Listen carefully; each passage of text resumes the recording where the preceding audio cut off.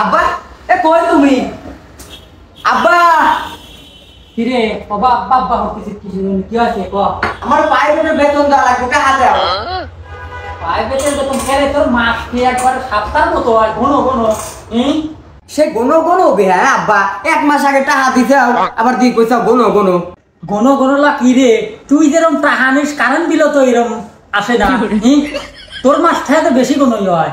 আব্বা এত কাহিনী হরে না তো তাড়াতাড়ি 500 টাকা দাও আমি চলে যাই ও যা বেশি কথা তুই ও ম্যানেজারের কাছে 500 টাকা নিস যা দাও দাও দাও টাকা দাও দেই কয় টাকা দেবো ই আবার শুনতে যাও কি 500 টাকা দাও 500 থাও গেলাম আব্বা টাকা দাও চুল কাটপিট দাও কে রে তোরা দুই ভাই যেরকম টাকা নেওয়া তোর ঠিক ঠিক আমি এতিমখানা কিয়া বলে একটা আইসি প্রাইভেটে টাকা নিয়ে গেল আবার তুই আজ কাছে চুল কাটবো তোমার নাই বেচা কিনা তোরা কি টাকা টাকা আব্বা তুমি কেবা কথা শুরু হইলা আমি কি তোমার কাছে খাজা খাওয়ার লেকিন টাকা চাবি রাইছি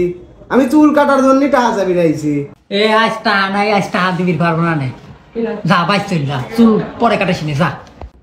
বাড়িতে গেলি মা রাগ করে আর তোমার কাছে আসলে তুমি টাকা দাও না নাটক করতে যাও নাকি তুমি কি রে তুই কি আমার বন্ধু হয়েছে তোর সাথে আমি নাটক শুরু করে দিলাম কি রে কইছি টাকা দেবো না দেবো না যা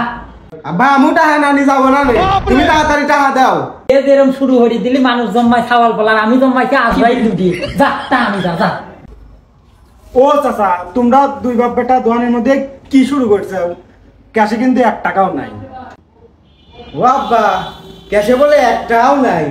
সারাদিন করে বেচা কিনা কি হইলে